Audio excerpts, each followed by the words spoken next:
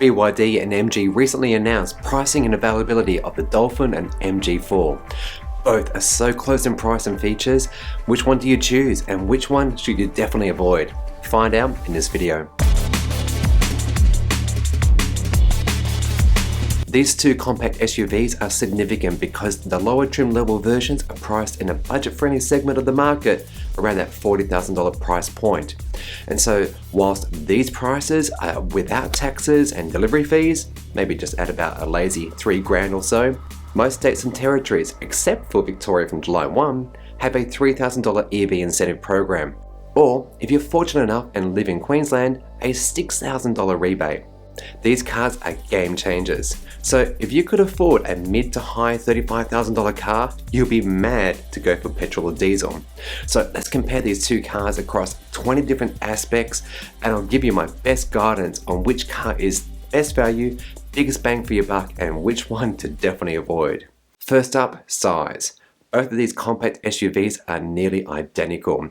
It's almost like both design teams were going to play a game of, hey, what do you think BYD is doing? What do you think MG is doing? They're remarkable. I mean, compare these dimensions side by side. In particular, wheelbase of 2,700 versus 2,705 for the MG4. So I can't give a point to one or the other unless you're looking for cargo carrying capacity, in which case the BYD Dolphin wins with an additional 133 litres of additional space compared to the MG4. Next up, both carry 5 passengers and come in a variety of colours, namely 7 for the MG4, but most actually cost $700 extra, whereas BYD, they're free, but limited to 4 different color choices in each variant. So I'll give this one to BYD because who doesn't like free? In terms of electrical motors and performance, this is where it gets difficult as both cars have good bits and not so good bits. And interestingly, one of them is throttled down a bit. The BYD Dolphin's power ranges anywhere between 70 to 150 kilowatts, whereas the MG4 is 125 to 180. Torque coming in at 180 to 310 and 250 across the MG4 lineup. There's clearly a brand leader here, with MG offering overall better specs. If you're a speed demon, I would definitely avoid the dynamic Dolphin, as its 0 to 100 time is a snail's pace of 12.3 seconds. You could opt for the sport version out in 2024, and that will give you a time of, well, BYD aren't really saying, less than 7 seconds. Moving over to the MG4, what with its different car weights due to battery size and additional features, acceleration times vary from 7.9 down to 6.5 seconds. So if that is something that you're looking for and you're willing to pay an additional $6,000, the MG4 long range is your car. Points to MG for its power and performance, and the BYD Dolphin Sport for its torque, which is actually something you'll most likely feel when you put the pedal to the metal. Powering these two cars are decent sized batteries. The Dolphin has Mytic, being a BYD Blade lithium iron phosphate type, which means more recharging cycles and set and forget charging experience. These batteries like getting charged to 100%, and that's important, as you'll soon learn. The MG4 51 Excite is also an LFP battery, but the other versions, namely the 64 Excite, Essence and Long Range, are nickel, manganese, cobalt, meaning the energy-dense lithium-ion battery types, but on a daily basis would rather be charged to 80 or 90% compared to 100% with a lithium-ion phosphate version. So, which battery type do you choose comes down to the type of daily driving you do. The Dolphin's battery sizes are smaller than the MG4's, but can be charged to 100% every day. Their range in WLTP could be what you get if you're not too heavy on the pedal and mainly drive around urban areas. Shift that to let's go and mainly freeway driving, your range will definitely be reduced to around 20% on these figures, meaning this is what most drivers can expect. Clearly, the MG4 is still winning out. But remember, only the 51 Excite gets the LFP battery type, which you can charge to 100% full every day. So unless you're prepared to potentially decrease your battery's life by charging these NMC batteries to 100%, you have to accept that these models prefer to actually be charged at only 90%, meaning your range is further reduced again. So this is how much you're going to be getting. Not so simple, right? Based upon battery type and range, what would I choose? Simple, the Dolphin Sport for easy living. But there will be times when you might want to do a road trip and want to charge the MG4 long range to 100% full, which sometimes is okay. So those nearly 100 extra kilometers plus better performance gets my tick. What would you choose? Comment down below before we get to the end. Next up, charging, and here there is no contest. The MG4 blows the BYD Dolphin away.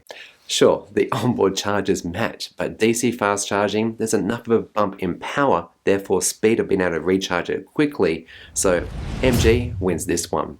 Let's do a quick fire round where both cars are basically the same. Android Auto and Apple CarPlay, tick.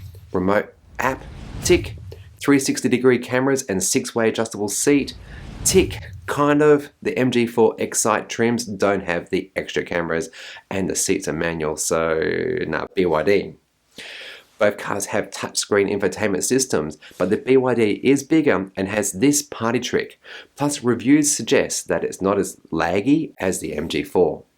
Both have vehicle to load, which means you can power devices on a glamping trip or picnic, say. Nice.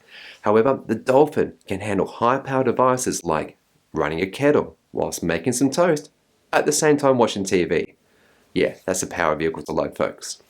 Now, we're getting to the end of this video, but before I finish, can you please subscribe, because it means that I can keep doing reviews like this and work with car companies like BYD, Auto 3 review out soon, as well as MG. Okay, service intervals and cost, and boy, I'm still aghast at how expensive both of them are. The MG4 needs to be serviced every 2 years, costing $412. The BYD Dolphin requires servicing every year, and each one might be more or less the same, maybe more expensive. So for comparison's sake, I averaged the cost and arrived at $277 a year. So for a fair fight, every 2 years is $554 for the BYD. Soapbox time. BYD, MG, why? What are you changing in these services? Engine oil, spark plugs, timing belts, what? There's the battery, there's a simple motor and one gear, and about 60 moving parts in total. Nothing compared to the thousands of a typical petrol or diesel car. So stop gouging motorists through these servicing costs. Anyway, I reluctantly have to give this tick to MG for servicing. And finally, warranty. And it's a split here with the fine print being your enemy. The BYD Dolphin has a vehicle warranty of 6 years or 150,000 kilometers, and that's pretty good. But the MG4 is better at 7 years unlimited kilometers. As for the high voltage battery, BYD offers an 8-year versus 7-year warranty, but again, MG is unlimited. So if you do lots of kilometers, MG is your car of choice. Except if you plan on buying it for business purposes, in which case, ask MG what the fine print is, because, well, I couldn't locate it. Okay, we need to decide on a victor, and will it be BYD Dolphin or the MG4? I could have gone with a simple comparison by using cost per kilowatt hour, which makes the MG4 a better choice, or I could have used a price per range. I get that most people shop on price first. So as the Dolphin Dynamic and Premium are $100 cheaper than the equivalent MG4s, the decision is easy. But don't buy the Dolphin Dynamic, because for an additional $100, again before on-road costs folks, you get more range, faster charging and better warranty if you go with the MG4 Excite. However, I would encourage buyers to actually stretch out of that entry level and into the second tier, as both cars then give you at least decent range, which most Aussies can live with for a working week. And if you're shopping in this price range, I would go for the BYD Premium, as you get better interior with electric seats, 360-degree cameras, higher vehicle to load, more cargo space, and similar range to the MG4.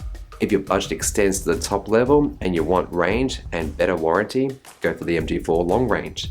Otherwise, the BYD Dolphin Sport is probably better value. What do you think? Did I get it right? What metric do you use to compare car to car? I gotta say that no matter what you choose, these two compact SUVs are a game changer for Australia. They cost around the same as a petrol or diesel car that's been specced up. Think Toyota Corolla, one of the premium ones. Yeah? But the running costs will be 1/4 to 1/5 of the petrol or diesel versions.